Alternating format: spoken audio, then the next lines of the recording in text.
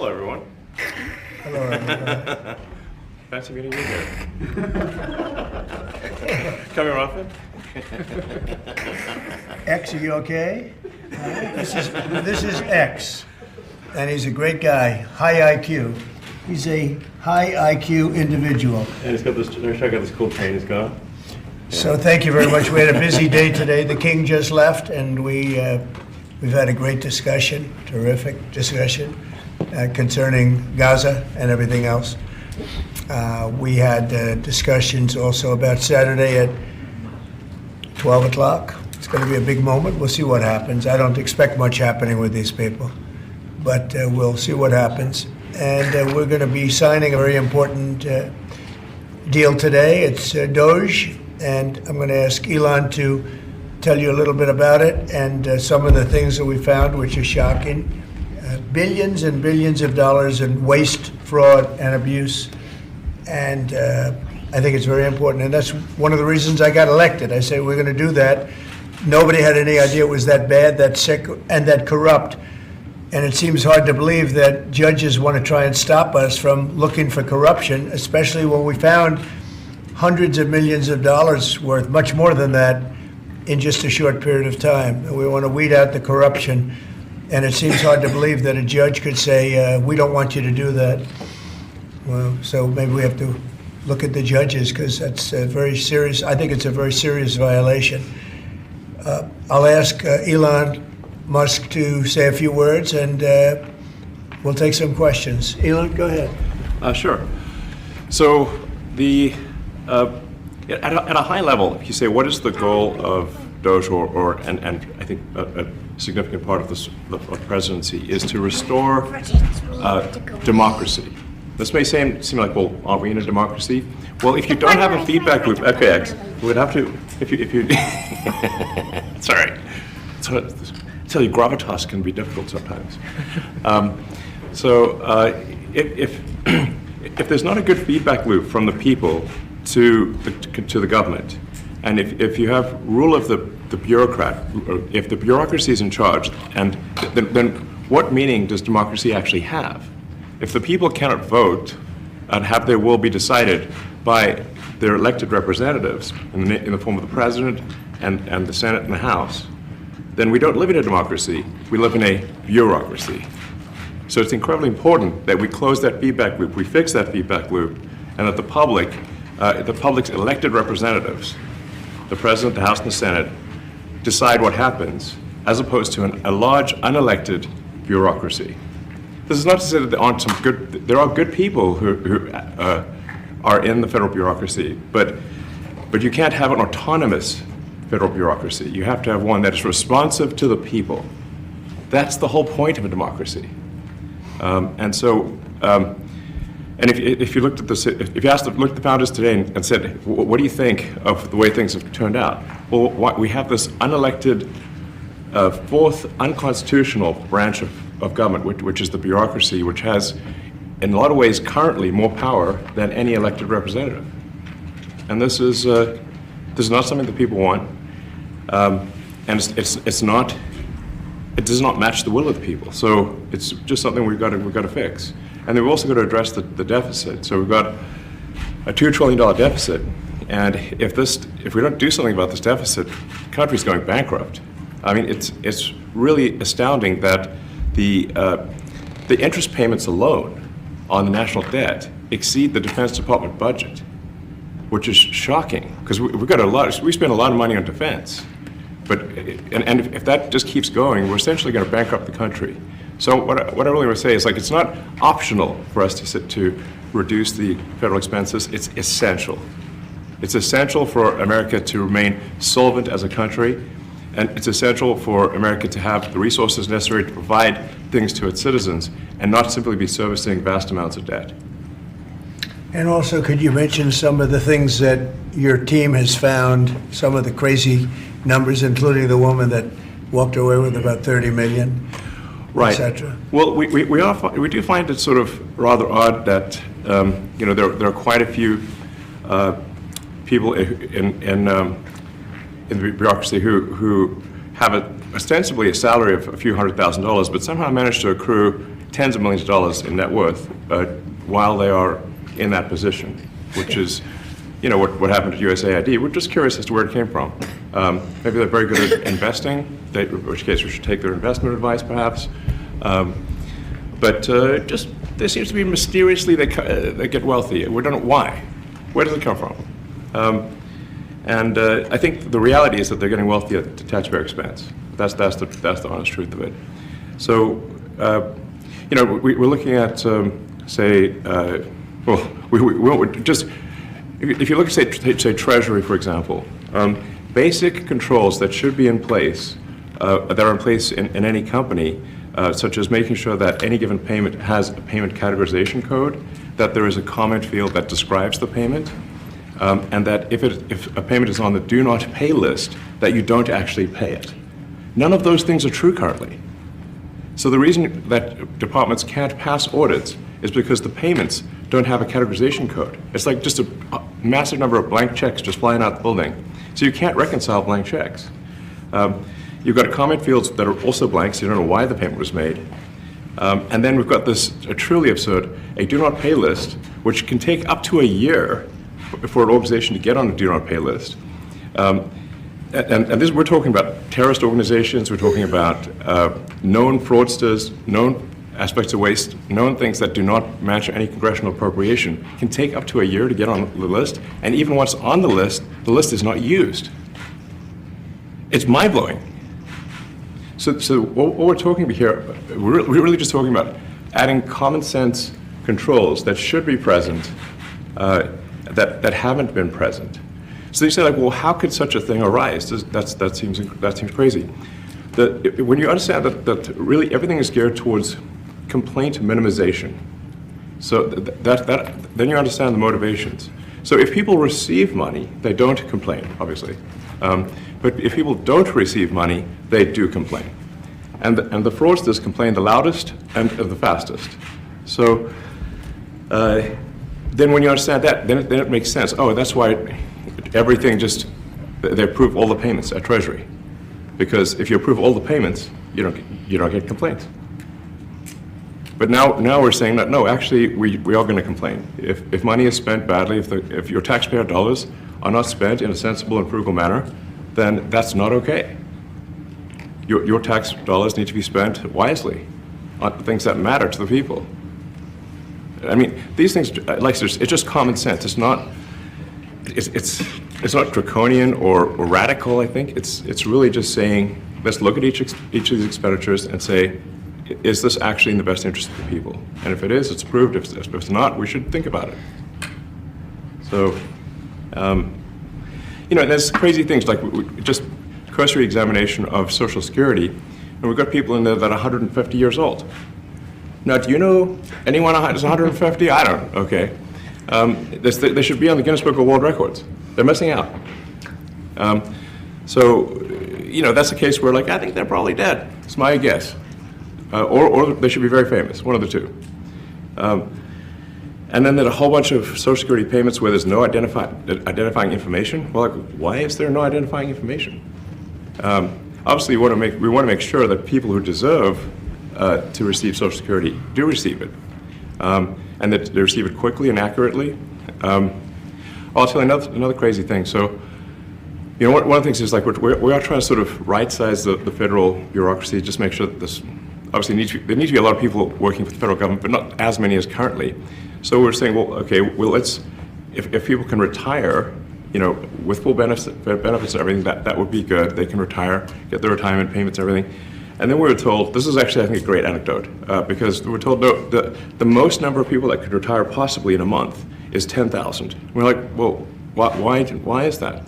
Well, because all the retirement paperwork is manual on paper. It's manually calculated, then written down on a piece of paper. Then it goes down a mine. And I'm like, what do you mean a mine? Yeah, there's a limestone mine where we store all the retirement paperwork. And you look at a picture of this mine. We'll post some pictures afterwards. And this mine looks like something out of the 50s because it was started in 1955. So it looks like it's like a time warp. And then the speed, the limiting factor is the speed at which the mine shaft elevator can move determines how many people can retire from the federal government. And the elevator breaks down sometimes, and then nobody can retire. Doesn't that sound crazy? There's like 1,000 people that work on this. So I think if we can take those people and say, like, you know what, instead of working in a mine shaft and carrying manila envelopes to, boxes in a mine shaft, you could do practically anything else, and you would add to the goods and services of the United States in a more useful way. So anyway, so I think that's an example. Like at a high level, if you say, like, how do we increase prosperity? Is we get people to shift from roles that are low to negative productivity to high productivity roles, and so you increase the total output of goods and services, which means that there's a higher standard of living available for everyone. That's the actual goal. Everyone's very quiet, by the way. So people normally is quiet? Your detractors, Mr. Musk, what? including a lot of Democrats. I have detractors? You do, sir. I don't believe it. Say that you're orchestrating a hostile takeover of government and doing it in a non-transparent way. What's your response to that criticism? Well, first of all, you couldn't ask for a stronger mandate from the public. The public voted. We have a majority of the public voting for President Trump. We won the House, we won the Senate. The people voted for major government reform. There should be no doubt about that. That was on the campaign. The president spoke about that at every rally. The people voted for major government reform, and that's what the people are going to get. They're going to get what they voted for. And a lot of times, people that don't get what they voted for, but in this presidency, they are going to get what they voted for. And that's what democracy is all about. Mr. Musk, the White House says that you will identify and excuse yourself from any conflicts of interest that you may have. Does that mean that you are, in effect, policing yourself? What are the checks and balances that are in place to ensure that there is accountability and transparency? Well, we actually are trying to be as transparent as possible. In fact, we post our actions to the Doge handle on X and to the Doge website. So all of our actions are maximally transparent. In fact, I don't think there's been, I don't know of a case where an organization has been more transparent than the Doge organization. So, the kind of things we're doing are, I think, very, very simple and basic. They're not, what I mentioned, for example, about Treasury, just making sure that payments that go out, taxpayer money that goes out, is categorized correctly, that the payment is explained, that organizations on the do not pay list, which takes a lot to get there, that actually are not paid, which currently they are paid. These are not individual judgment decisions. These are about simply having sensible checks and balances in the system itself to ensure that taxpayer money is spent well. So it's got nothing to do with, like, say, a contract with some company of mine at all. But if there is a conflict of interest when it comes to you yourself, for instance, you've received billions of dollars in federal contracts when it comes to the Pentagon, for instance, which the president, I know, has directed you to look into. Yeah. Are you policing yourself in that? Is there any sort of accountability check and balance in place that would provide any transparency for the American people? Well, all of our actions are fully public. So if you see anything, you say, like, wait a second, hey, Elon, that seems like maybe that's, there's a conflict there. It's not like people are going to be shy about saying that. They'll say it immediately, Including you yourself. Yes. But transparency is what builds trust, not simply somebody asserting trust. So not somebody saying they're trustworthy, but transparency, so you can see everything that's going on. And then you can see, am I doing something that benefits one of my companies or not? It's totally obvious. And if we thought that, we would not let him do that segment or look in that area if we thought there was a lack of transparency or a conflict of interest. And we watch that also. He's a big businessman. He's a successful guy. That's why we want him doing this. We don't want an unsuccessful guy doing this. Now, one thing also that Elon hasn't really mentioned are the groups of people that are getting some of these payments. They're ridiculous. And we're talking about billions of dollars that we've already found. We found fraud and abuse. I would say those two words as opposed to the third word that I usually use, but in this case, fraud and abuse. It's abusive because most of these things are virtually made up, or certainly money shouldn't be sent to them. And you know what I'm talking about. It's crazy. So, but we're talking about tens of billions of dollars that we've already found. And now a judge who's an activist judge wants to try and stop us from doing this. Why? Why would they want to do that? I campaigned on this. I campaigned on the fact that I said government is corrupt. And it is very corrupt. It's very, very, it's also foolish. As an example, a man has a contract for 3 months and the contract ends, but they keep paying him for the next 20 years, you know, because nobody ends a contract. You got a lot of that. You have a contract that's a 3-month contract. Now, normally, if you're in a small, in all fairness, it's the size of this thing is so big. Yeah. But if you have a contract and you're in a regular business, you end the contract in 3 months, you know it's a consultant. Here's a contract for 3 months, but it goes on for 20 years. And the guy doesn't say that he got money for 20 years, you know? They don't say it. They just keep getting checks month after month. And you have various things like that, and even much worse than that, actually, much worse. And I guess you call that incompetence, maybe. Yeah. It could be corruption. It could be a deals made on both sides, you know, where the guy gets the money, he kicks. I think there's a lot of kickback here. I see a lot of kickback here. There's a lot of kickbacks. A tremendous kickback, because nobody could be so stupid to give out some of these contracts, so he has to get a kickback. So that's what I got elected for, that and borders and military and a lot of things, but this is a big part of it. And I hope that the court system is going to allow us to do what we have to do. We got elected to among other things, find all of this fraud, abuse, all of this horrible stuff going on. And we've already found billions of dollars, not like a little bit, billions, many billions of dollars. And when you get down to it, it's going to be probably close to $1 trillion. It could be close to $1 trillion that we're going to find. That will have quite an impact on the budget. And you'll go to a judge where they handpick a judge, and he has certain leanings. I'm not knocking anybody for that, but he has certain leanings. And he wants us to stop looking. How do you stop looking? I mean, we've already found it. We have a case in New York where a hotel has paid $59 million, $59 million because it's housing migrants, illegal migrants, all illegal, I believe. And they were being paid twice the normal room rate at 100% occupancy. Unbelievable. So it's a racket. Mr. Musk, can I ask you a question? You Well, said if I may sort of just going for the President's comments, at a high level, you say, what are the two ingredients that are really necessary in order to cut the budget deficit in half from 2 trillion to 1 trillion? And it's really two things: competence and caring. And if you add competence and caring, you'll cut the budget deficit in half. And I fully expect to be scrutinized and get a daily proctology exam, basically. Might as well just camp out there. So it's not like I think I can get away with something. I'll be scrutinized nonstop. But with the support of the President, we can cut the budget deficit in half from 2 trillion to 1, and then with deregulation, because there's a lot of sort of regulations that don't ultimately serve the public good. We need to free the builders of America to build, and if we do that, that means I think we can get the economic growth to be maybe 3-4%, maybe 5%. And that means if you can get $1 trillion of economic growth and you can cut the budget deficit by $1 trillion, between now and next year, there is no inflation. There's no inflation in 26. And if the government is not borrowing as much, it means that interest costs decline. So everyone's, the mortgage, their car payment, their credit card bills, anything, their student debt, the monthly payments drop. That's a fantastic scenario for the average American.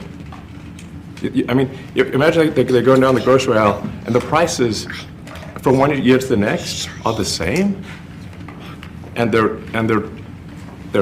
mortgage, all their debt payments dropped. How great is that for the average American? We had That's no what we're aiming idea. We had no idea we were going to find this much, and it's open. It's not like complicated. It's not that simple stuff. complicated. It's a like lot of work. We Yeah. can't believe it. A lot of work, a lot of smart people involved. Very, very smart people. But you're talking about anywhere, maybe 500 billion. It's crazy the kind of numbers you're is really talking crazy. about. You know, normally when you're looking at something, you'll find you're looking for 1 out of 100. Here, you're almost reversing it. You look for one that's good, Yeah. and you can look at the title, and you say, why are we doing this? Why are we doing that? And the public gets it. You know, the public gets it. You've seen the polls. The public is saying, why are we paying all this money? This for years, this has gone on. Mr. Musk, President you Trump, said the Senator, Yeah, go ahead. Wait, go ahead. Senator Rand Paul today said that DOJ cuts will ultimately need a vote in Congress. Do you agree with that? Is that the I plan? really don't know. I know this. We're finding tremendous fraud and tremendous abuse. If I need a vote of Congress to find fraud and abuse, it's fine with me. I think we'll get the vote, although there'll be some people that wouldn't vote. And how could a judge want to hold us back from finding all of this fraud and finding all of this incompetence? Why would that happen? Why would even Congress want to do that? Now, Congress, if we do need a vote, I think we'd get a very easy vote because we have a track record now. We've already found billions of dollars of abuse, incompetence, and corruption. A lot of corruption. If a judge does block one of your policies, part of your agenda, will you abide by that ruling? Will you Well, comply I with that always order? abide by the courts, and then I'll have to appeal it. But then what he's done is he slowed down the momentum. And it gives crooked people more time to cover up the books. You know, if a person's crooked and they get caught, other people see that, and all of a sudden it becomes harder later on. So, Yeah. the answer is I always abide by the courts, always abide by them, and will appeal. But appeals take a long time, and I would hope that a judge, if you go into a judge and you show him, here's a corrupt situation, we have a check to be sent, but we found it to be corrupt. Do you want us to send this Yeah, corrupt check to a right. person, or do you want us not to give it and give it back to the taxpayer?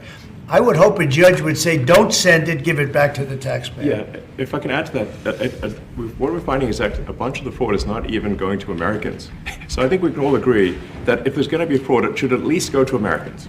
But a bunch of the fraud rings that are operating in the United States and taking advantage of the federal government, especially in the entitlements programs, are actually foreign fraud rings. They're operating in other countries and actually exporting money to other countries. We should stop that. Mr. Musk, you And said, this is big numbers. Talk about $100 to $200 billion a year. Serious money. Mr. Musk, you said on X Yeah. that an example of the fraud that you have cited was $50 million of condoms was sent to Gaza. But after fact check this, apparently Gaza in Mozambique, and the program was to protect them against HIV.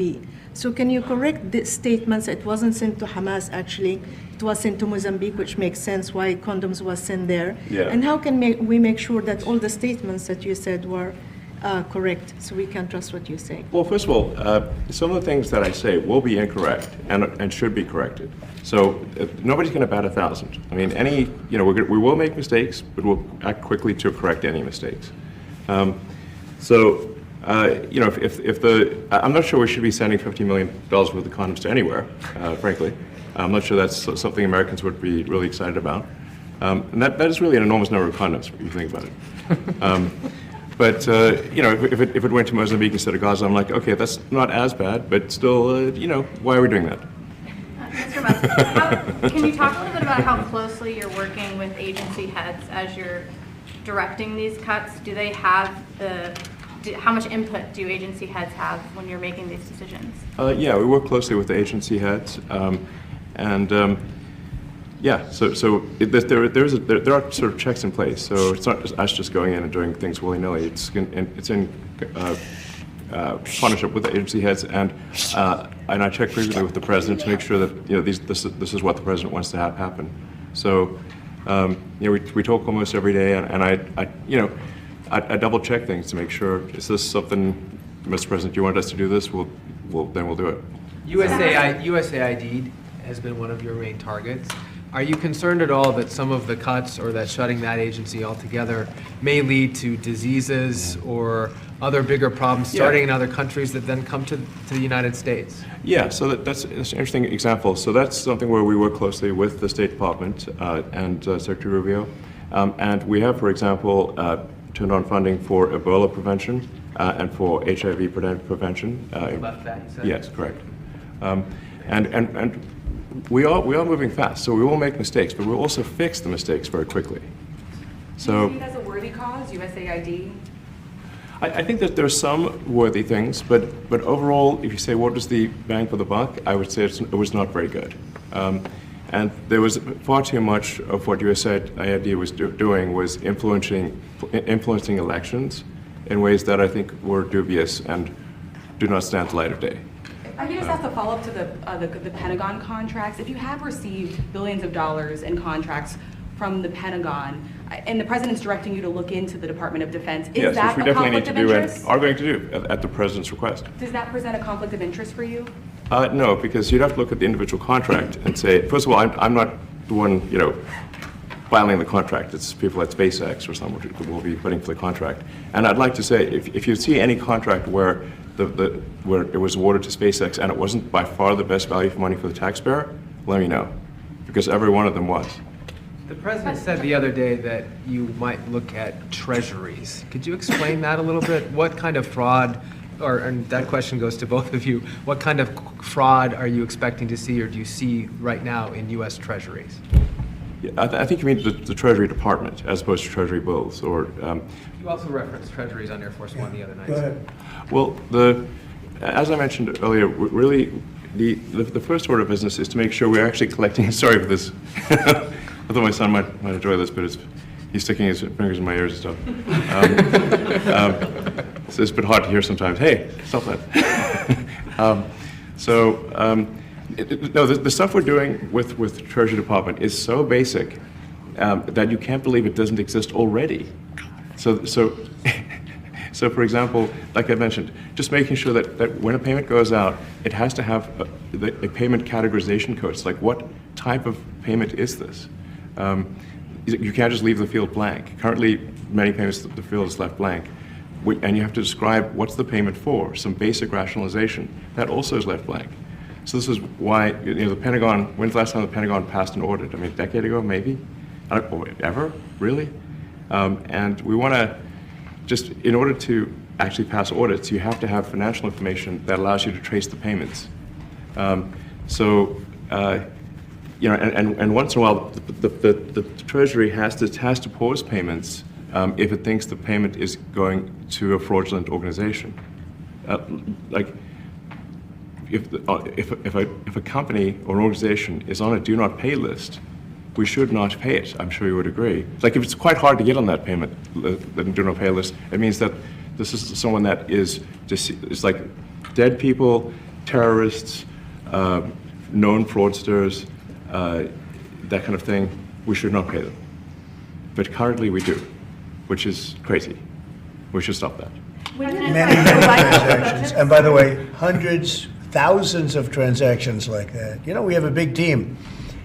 And for the sake of the country, I hope that the person that's in charge and the other people that report to me that are in charge are allowed to do the right thing, namely make sure everything's honest, legitimate, and competent.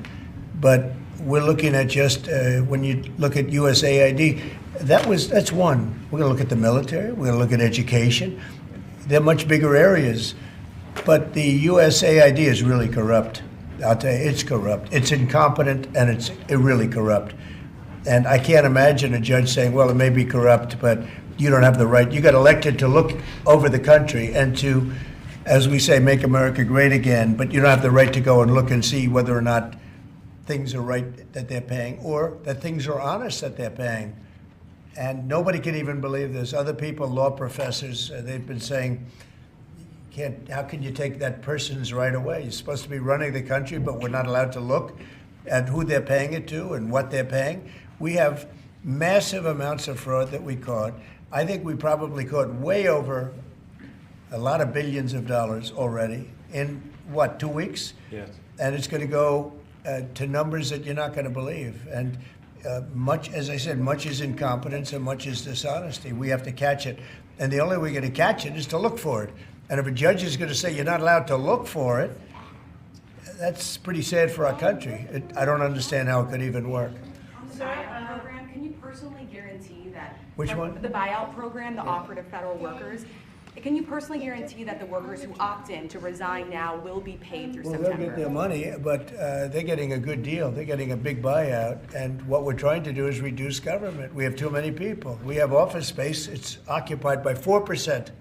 Nobody's showing up to work because they were told not to. And then Biden gave them a 5-year pass, some of them, 48,000 of them, gave them a 5-year pass, that for 5 years you don't have to show up to work. And let me tell you, this is largely, much of this stuff is because of Biden. It's his fault. He allowed this country, what he did on our border. What he did on our border is almost not as bad as what he did with all of these contracts that have come out. It's a very sad day when we look at it. I can't even believe it. But many contracts just extend, and they just keep extending, and there was nobody there to correct it. And that cannot be, I can't imagine that could be held up by the court. Any court that would say that the president or his representatives, like Secretary of the Treasury, Secretary of State, whatever, doesn't have the right to go over their books and make sure everything's honest. I mean, how can you have a country? You can't have anything that way. You can't have a business that way. You can't have a country that way. Hey, thank you very much, everybody. Thank you. Thank you, press. Thank you, press. Head out. Coming back tonight. Mark Fogel will be at the White House tonight at about 10 o'clock. If you want to come over, you can say hello to him. Did you guys give anything in return? Not much. No, they were very nice. We were treated very nicely by Russia, actually. I hope that's the beginning of a relationship where we can end that war and millions of people can stop being killed. They've lost millions of people. They lost, in terms of soldiers, probably 1.5 million soldiers in a short period of time. We got to stop that war. And I'm interested primarily from the standpoint of death. We're losing all those soldiers. And they're not American soldiers, they're Ukrainian and Russian soldiers. But you're probably talking about 1.5 million. I think we got to bring that one to an end. Okay? Thank you. Thank you very much. Thank you.